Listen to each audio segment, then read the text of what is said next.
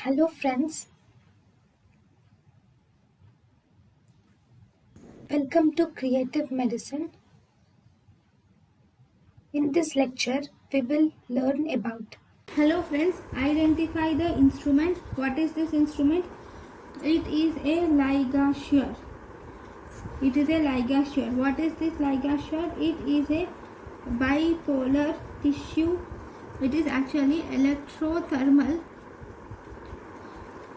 bipolar tissue sealing system. If you were asked what is the minimum size of the vessel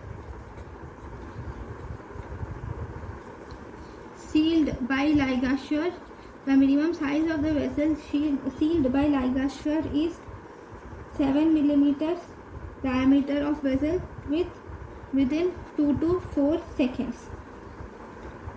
Okay, so this can seal pedicle, this can seal tissue, this can also seal lymphatics.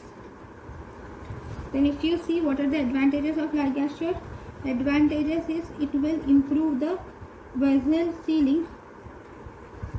It will improve the vessel sealing with minimal lateral thermal spread. It will improve the vessel sealing with minimal lateral thermal spread. Okay, so this is about LIGASURE. Thank you. Thank you and thank you for watching.